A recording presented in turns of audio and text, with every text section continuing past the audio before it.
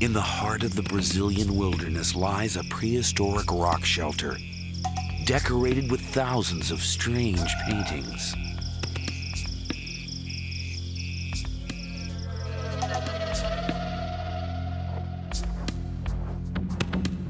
South American archaeologists are finding unusual human remains.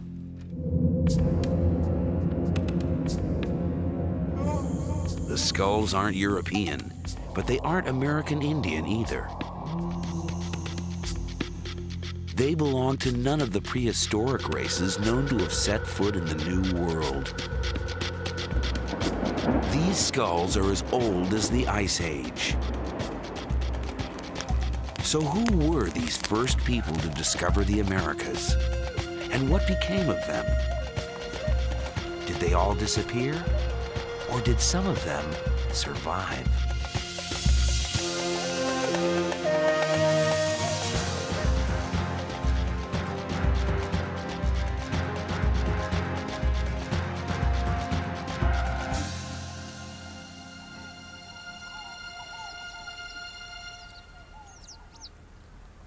This is Serra da Capivara, a rocky outcrop of cliffs and valleys in a remote corner of northeast Brazil.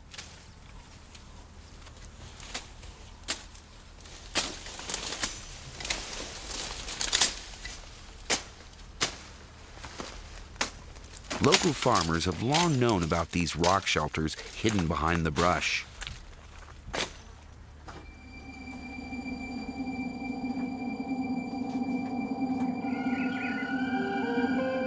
Shelter walls are decorated with scenes from everyday life. A net to catch deer. A stick to collect honey from a beehive. A hand shielding the eyes. Here, 3 people are helping a pregnant woman give birth.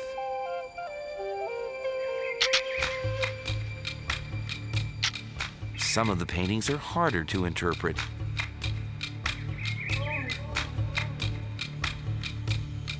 These curious-looking figures are thought to be men in disguise, dancing with women.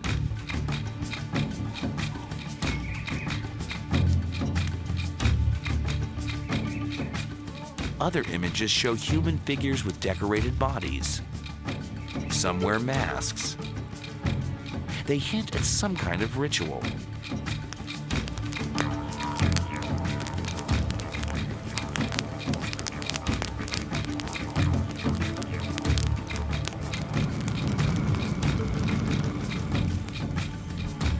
No one yet has figured out what these scenes mean. But local farmers claim to know who originally painted them.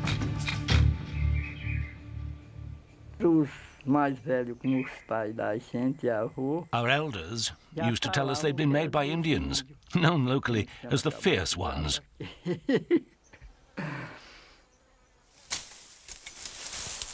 Indians were the obvious candidates.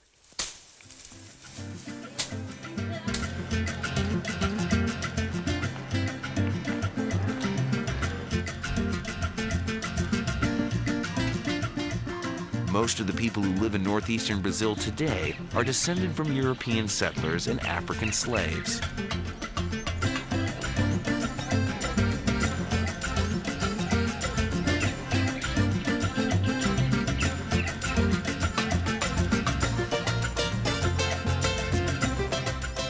But these ancestral groups arrived in Brazil just 500 years ago. When the Portuguese first discovered Brazil, they found that Indians were already here. And a few of the local villagers are descendants of mixed marriages between Indians, farmers, and slaves.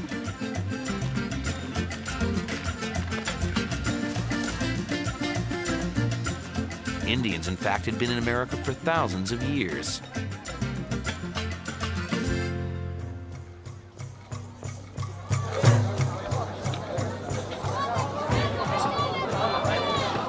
Scientists today can tell precisely when they arrived and from where. All native peoples in South and North America belong to a racial type known as Mongoloid. They're descended from the ancient peoples of Siberia.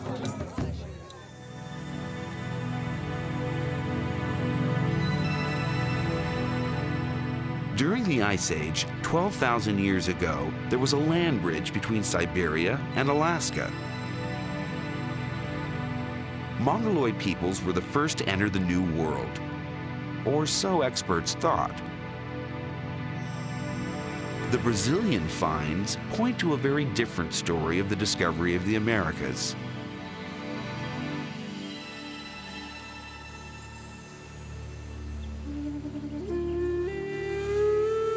The paintings on these rock shelters are much older than the Indians.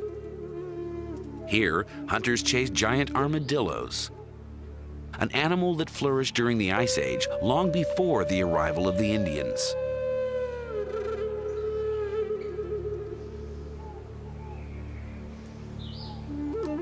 There's a playful feel to many of the scenes. Here, a group of men are standing on each other's shoulders, just like a circus act. And here, a rare romantic moment.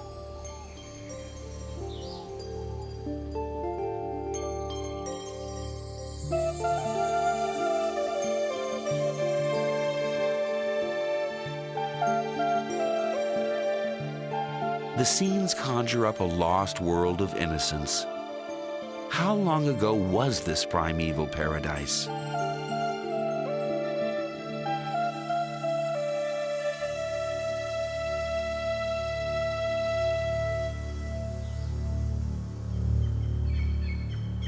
French archaeologists have just finished digging in Pedra Furada, the largest of the rock shelters. Their aim was to go back in time to a period well before the arrival of American Indians.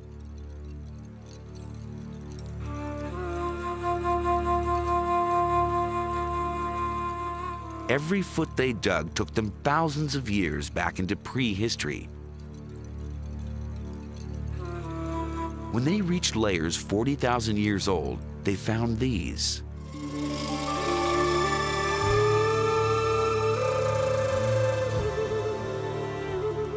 Pieces of quartzite that look remarkably like stone tools. The edges on one side of the stones were flaked off.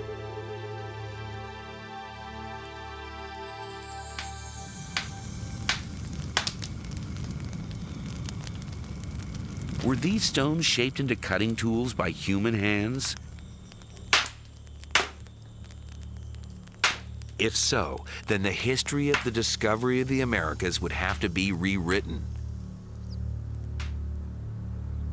But if people had been here before the American Indians, surely there would be other traces of their presence.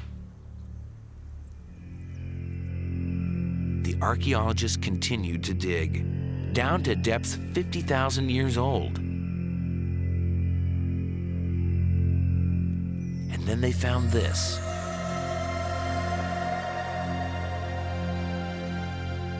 Fragments of animal bone and charcoal.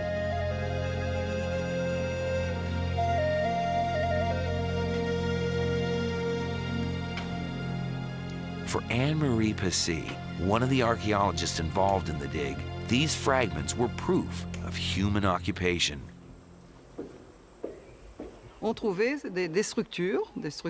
We found structures shaped like hearths. Next to the charcoal, depending on the period, we sometimes found food leftovers of animals they may have eaten.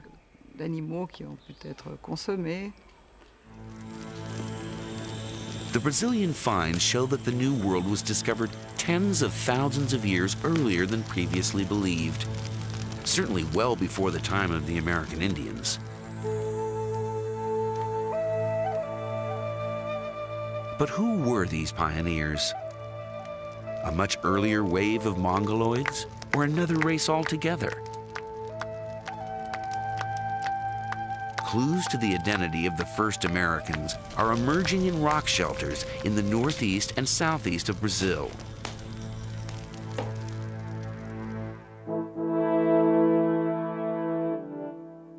Archaeologists there have recently unearthed human remains.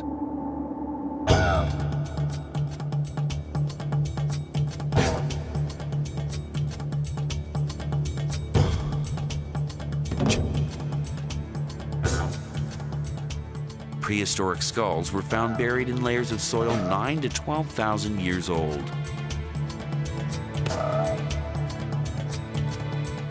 They are the oldest skulls in the Americas.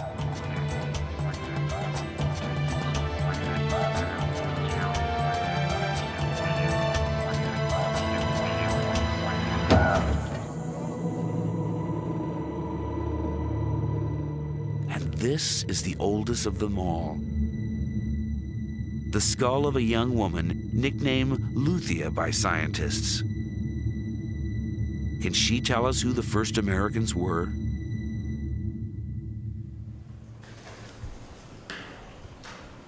Walter Neves is a physical anthropologist at Sao Paulo University in Brazil. He has been using a standard and reliable archaeological measure, the shape of the skull, to find out what race she belonged to. 91. He fully expected Luthia to be a Mongoloid, an ancestor of the American Indians. 91. But then he fed the measurements into the computer. When we start running the computer and seeing the results, it was amazing because we realized that the statistics, the quantitative analysis we were doing was not showing just people to be Mongoloid. In fact, the analysis was showing just people was anything except Mongoloid.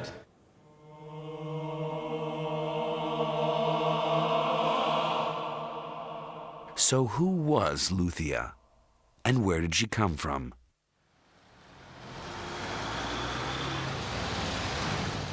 To find out, the skull was taken to a hospital in Rio de Janeiro to begin the process of reconstructing her face. The first stage was to make a three-dimensional CAT scan of Luthia's skull in order to build a replica.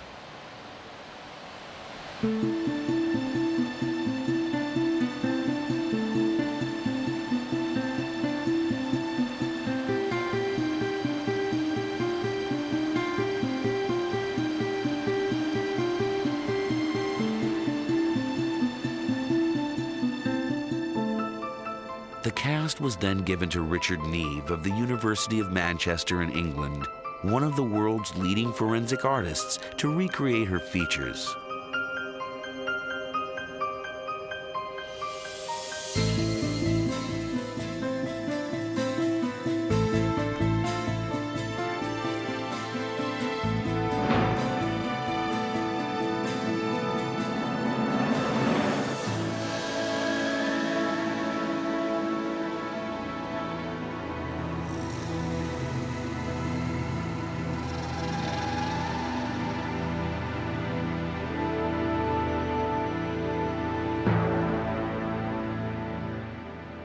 That, to me, is a Negroid face that has all the features that you associate with a Negroid face.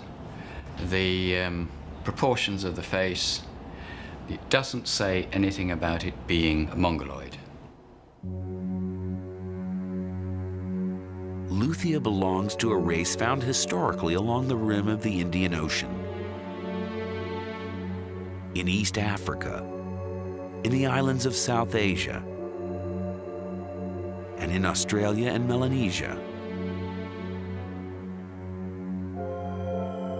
Was this then the face of a first American? Her reconstruction is confirmed by measurements Walter Neves has taken of all his skulls. The first reaction was not to believe in it. But as the results, repeated so many times, and the result is exactly the same thing. They are very similar to nowadays Aborigines and Africans, and no similarity at all with Mongoloids in Asia or with American Indians. But how could Luthia be African and Australian? According to Walter Nevis, there's a very simple explanation. Luthia is a bit of both. The first humans originated in Africa. It's known that around 100,000 years ago, waves of people migrated out of Africa. One such wave went east, and 60,000 years ago, it reached Australia.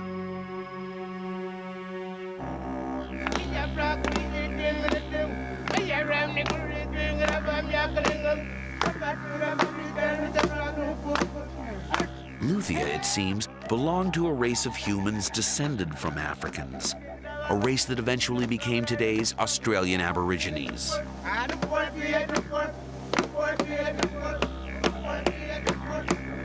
But if the first people to enter the New World were the ancestors of present-day Aborigines, how could they possibly have reached the Americas? Australia and Southeast Asia are on the other side of the Pacific Ocean, more than 8,000 miles away from South America.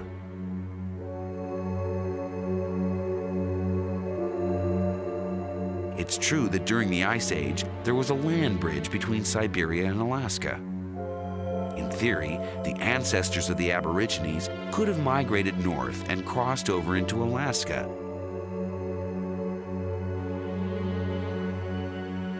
But they wouldn't have made it very far. A permanent mass of ice sat on Canada for thousands of years.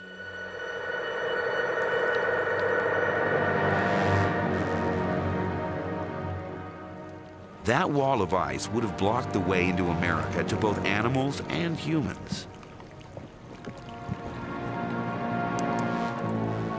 But could there have been another route to South America?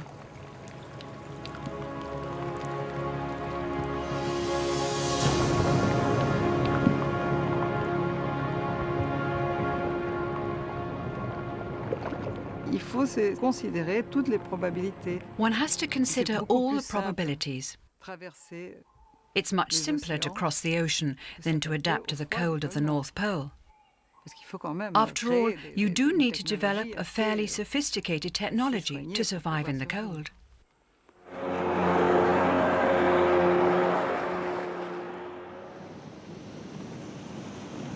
But did the ancestors of the Aborigines have the technology to cross the Pacific?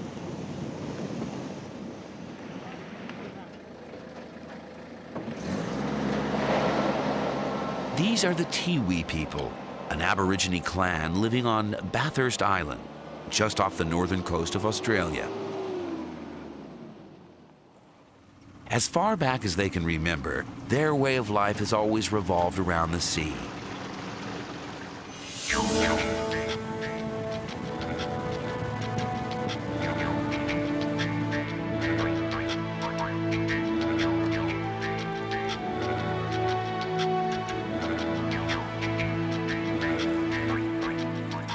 And in these shallow tropical waters, the old-fashioned spear is still the best tool to catch crabs. But the Tiwis are very much the exception. Most Aborigines live on the mainland and have no seafaring heritage.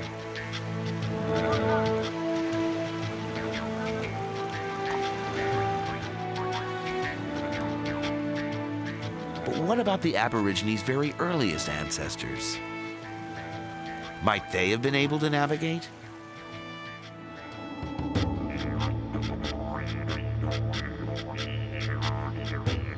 Curiously, the best clues to the culture of the first Australians are to be found far away from the coasts.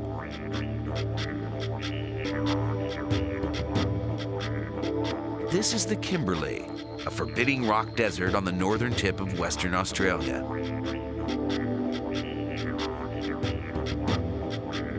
Today, the place is uninhabited. But during the Ice Age, 20 to 50,000 years ago, these were hunting grounds for the first Aborigines.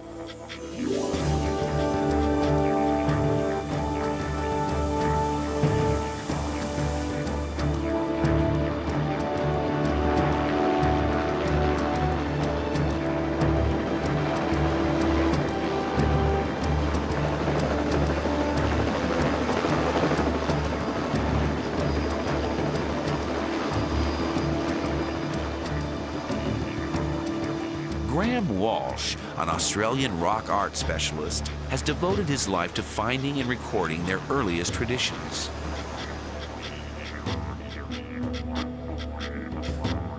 The area is surrounded by rock shelters, many of them decorated with images painted tens of thousands of years ago.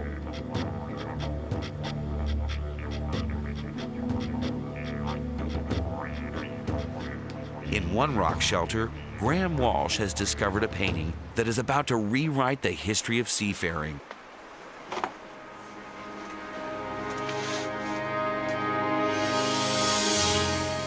It's the oldest painting of a boat anywhere in the world.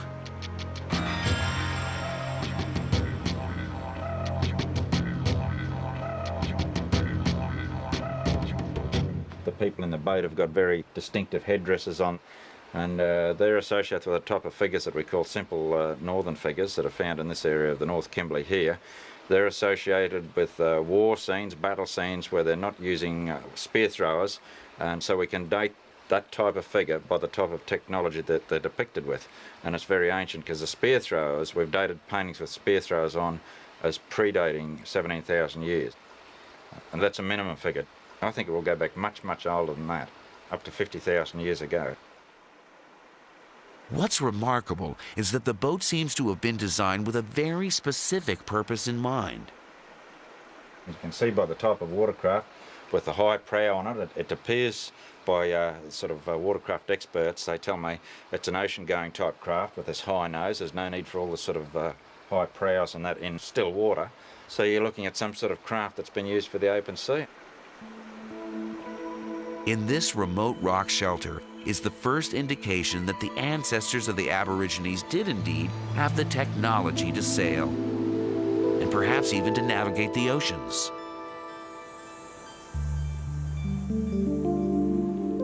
But why would they have wanted to cross the Pacific? The vastness of the ocean was surely a deterrent.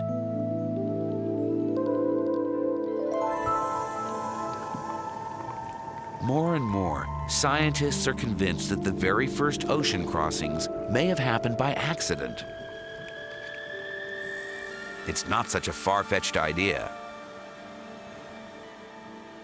Il y a 3 ans, 3 years ago, 5 fishermen, well, only 2 made it out of the original 5, set off in the middle of a storm off Africa. They arrived here in Brazil. They decided to stay. They didn't want to return to Africa. Sure, it was an adventure, an odyssey, but they made it in just 3 weeks. They survived. And if they survived, others could have done so too.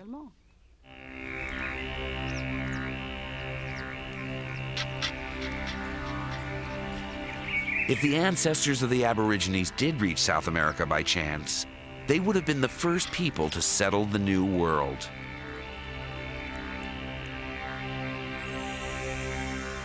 They would have become the American Aborigines. But if this is what happened, where are their descendants?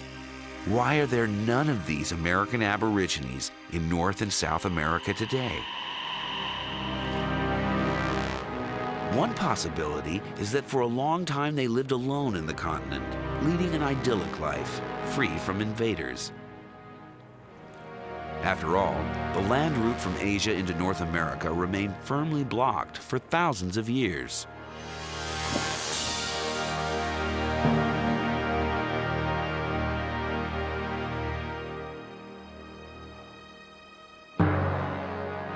But around 14,000 years ago, the climate began to warm up.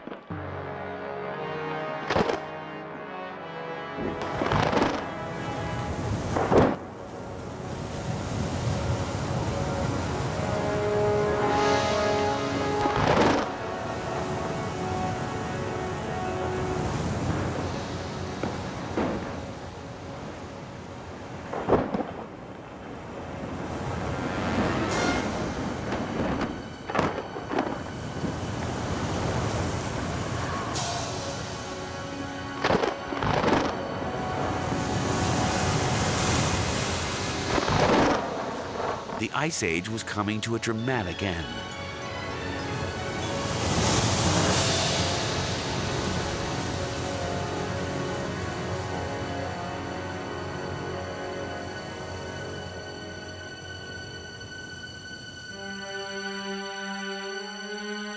In Alaska, an ice corridor opened up. Animals took advantage and crossed through.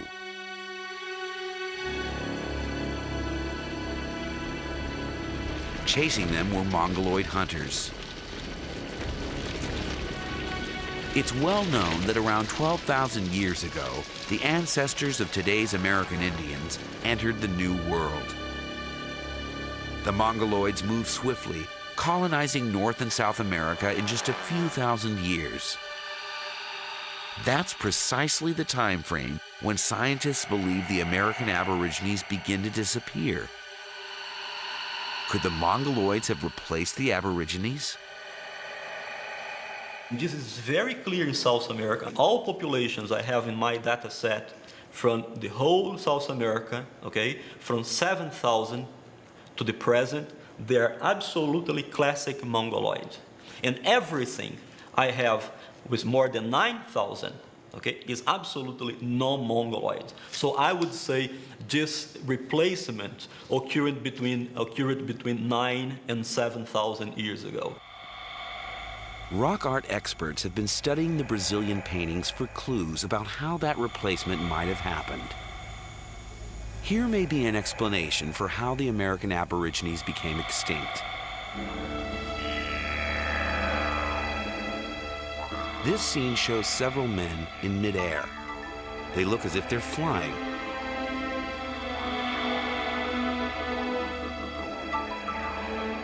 At first, scientists assumed they reflected the playful lifestyle of the American Aborigines.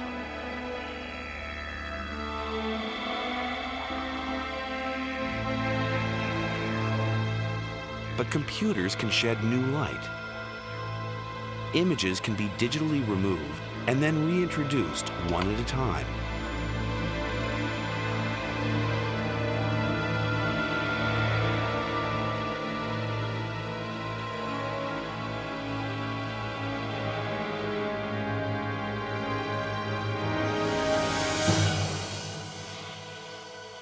The happy flying figures turn out to be just one figure, a warrior leaping through the air to spear an enemy. At first, we thought this was a scene of harmony, with various figures flying through the air. Now we no longer see it as a scene of harmony, but as a scene of violence. Suddenly, the meaning of the other enigmatic scenes becomes clear. This is another act of aggression. And this, perhaps, an execution.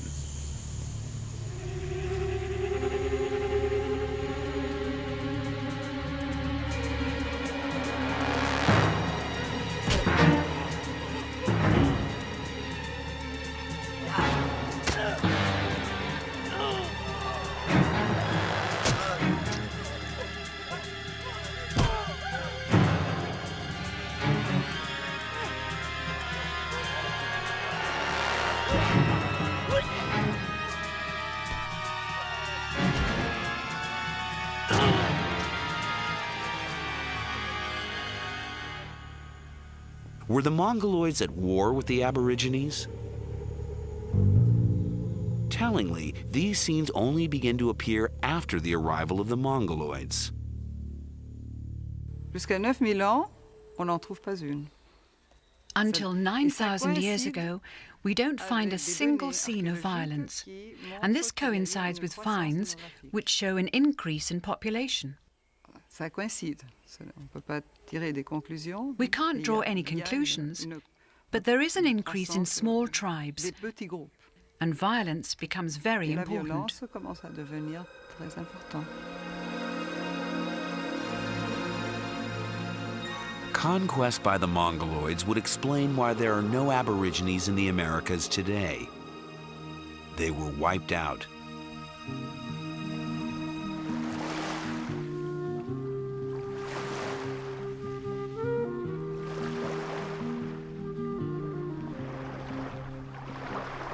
But persecuted peoples often avoid extinction, either through intermarriage with the invader or by escaping into the wilderness.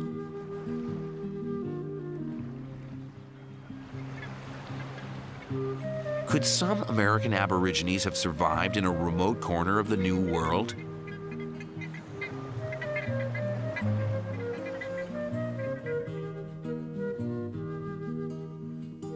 At the southernmost end of the continent lies Tierra del Fuego, a group of islands isolated from the mainland by the Strait of Magellan.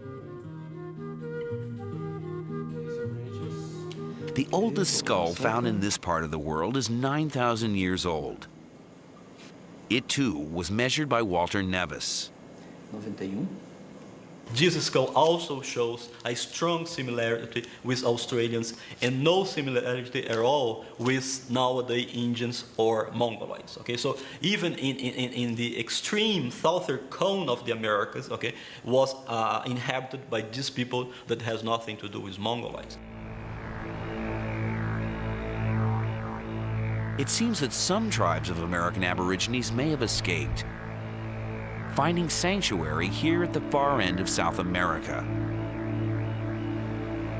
So what became of them? Where are their descendants?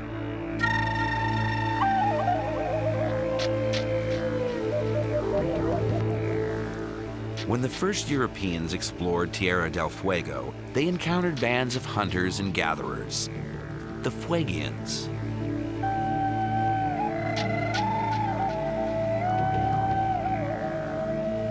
An Italian ethnographer recorded their way of life in the 1930s. It seemed to hark back to a primordial era.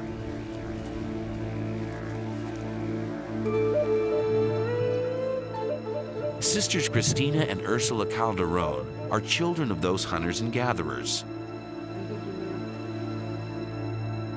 They were born just over 70 years ago in this small village, now abandoned.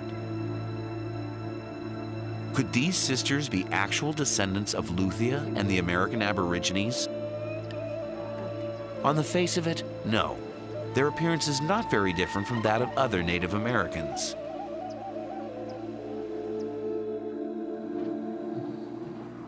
But a more reliable marker of ancestry lies behind the face, the shape of the skull.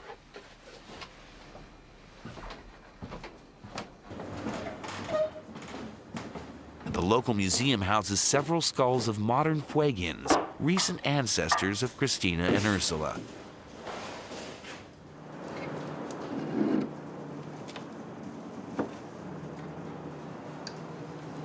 For the first time, scientists have begun to measure these skulls. As expected, they have found some classic Mongoloid traits, such as flat faces.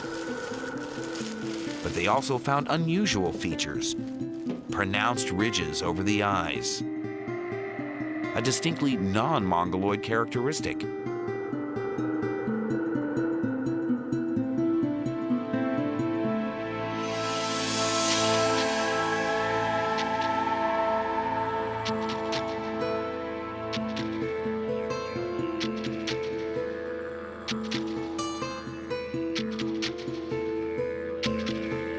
Apparently, Fuegians were somehow related to the ancestors of the Australian Aborigines.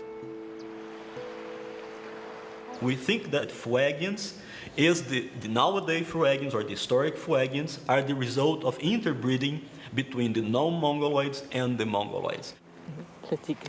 It seems that some American Aborigines may have avoided extinction by intermarrying with the Mongoloids 7,000 to 9,000 years ago, and then retreating to Tierra del Fuego, where they lived in isolation until the 20th century.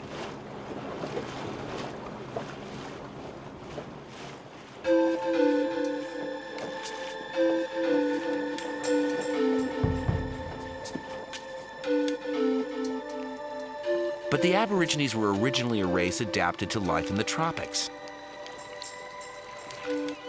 How could they have survived in this cold and damp corner of South America?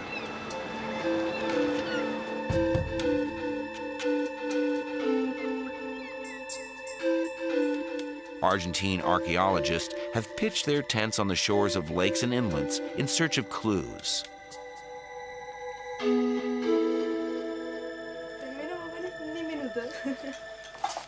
On this beach, they found mounds of mussel shells. Una secuencia de valvas que si la miras se está clavando dentro o por debajo. The oldest layer is 6,000 to 7,000 years old. Is this ancient garbage left behind by American Aborigines?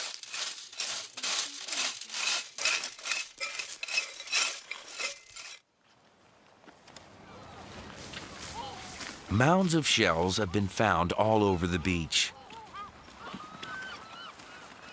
The mounds are overgrown with grass, but they have a distinctive shape. Each one is built up around a hollow. According to Ernesto Piana, the excavation leader, they're evidence that this sheltered beach was the site of a very ancient settlement. This kind of round structures, you may see many in this archaeological site in Miwaya, are actually the base of their huts. This was done because people just put some poles around, making a dome, or some like a cone, and living, throwing the debris, the refuse outside of these round things.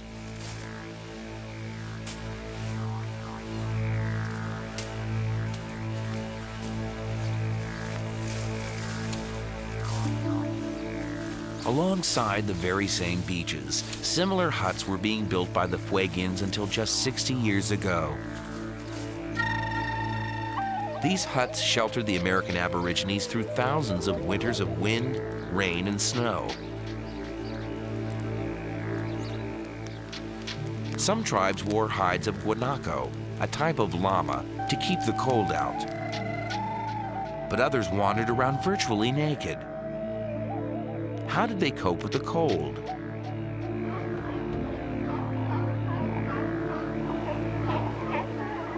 Tierra del Fuego was surrounded by colonies of seals. Seal oil rubbed on the skin offered protection against the cold and damp. It was also especially high in calories. A spoonful a day provided extra resistance to the cold. We were given spoonfuls of seal oil. That's how I grew up healthy. And I guess that's why I'm still here today. They said it was very good for the kids, but only in winter, not in summer. Because in summer your face comes out in a rash of spots.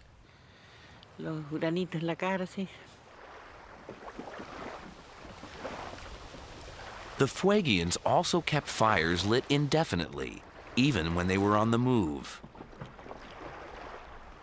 They lit their fires in the canoe.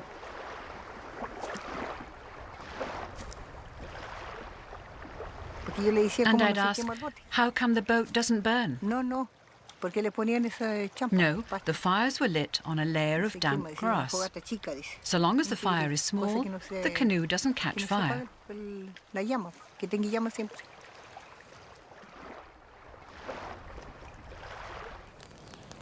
Isolated from the rest of the continent, the descendants of the American Aborigines preserved their way of life for thousands of years.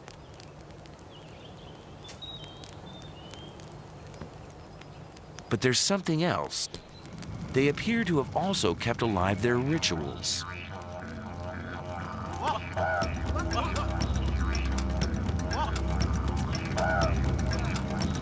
The 1930s expeditions recorded secret initiation ceremonies.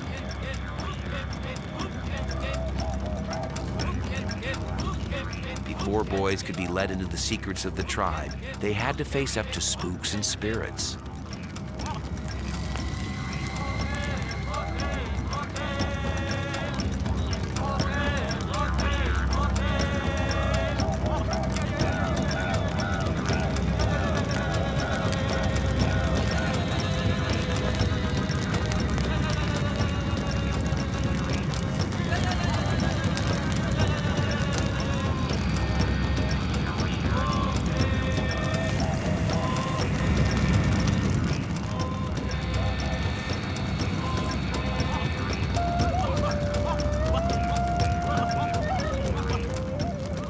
According to the ethnographic reports, boys and women believed the ghosts were real.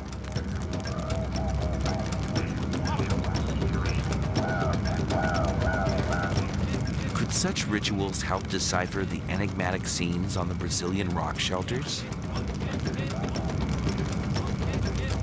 The dancing spooks, with their masks and stripes, are strangely familiar.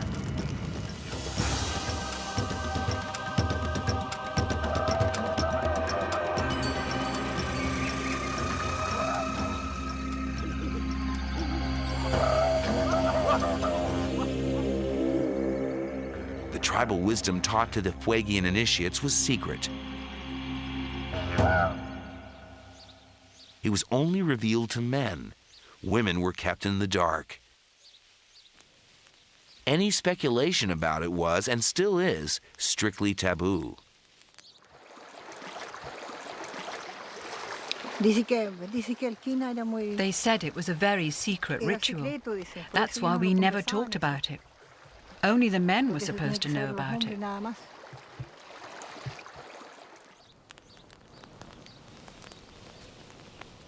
What was so secret that it had to be kept from the women? Some of the chiefs, according to ethnographers, explain that there was a time in a very distant past when women ruled society. So the women must never know, lest the men lose their grip on power. Perhaps this story was brought into the New World by the American Aborigines, because similar legends have been recorded amongst Aborigine tribes in Australia.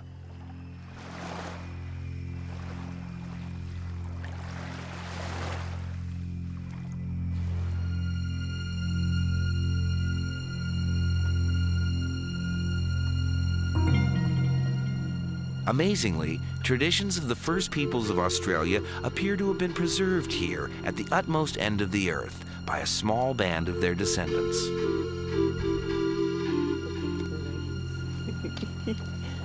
But after surviving 50,000 years, the memory of those traditions is now at risk of being lost forever.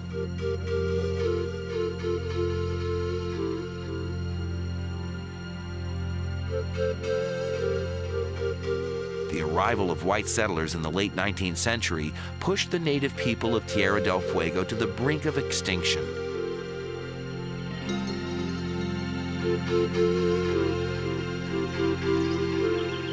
The guanaco was one of the main sources of food. But when European settlers arrived, they saw a land ideally suited for something else.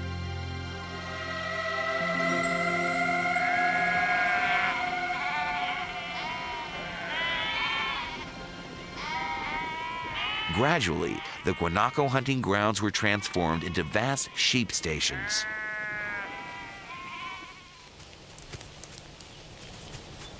It seems that the Fuegians thought they could simply switch to hunting sheep.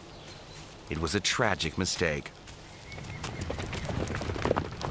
European landlords thought nothing of killing poachers in cold blood.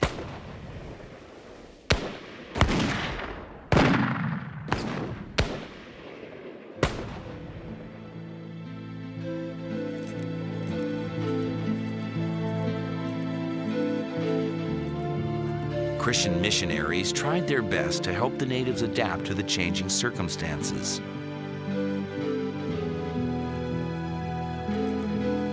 Women and children were brought to the missions to be clothed and educated. But this only made matters worse, as the Fuegians came into contact with European diseases for the first time.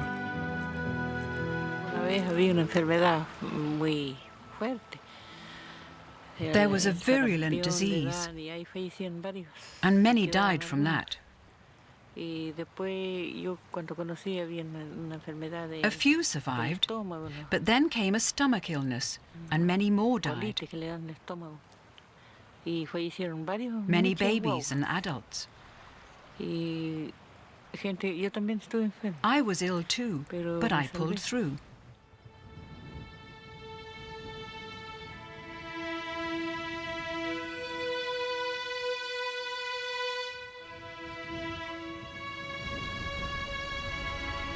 The deaths eventually decimated the villages.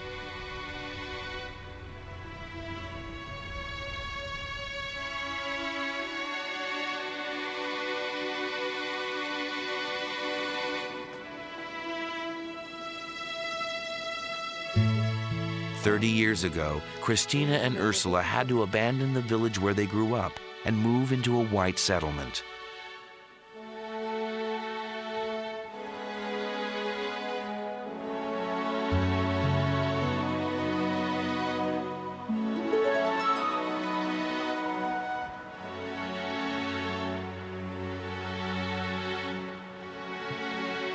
They return occasionally to visit the graves of their family. Christina and Ursula are now the last surviving link to the culture of the pioneering Aborigines who first discovered the Americas. For they are two of only a few full-blooded Fuegians left alive. Their children are the offspring of mixed marriages.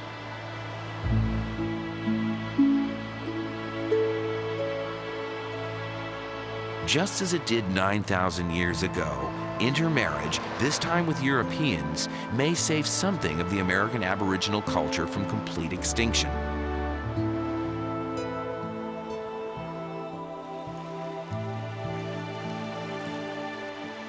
The Fuegians' ancestors had set off from the other side of the world. Their arrival in Tierra del Fuego was the culmination of an epic journey across ocean and continent. They were the first to discover the Americas.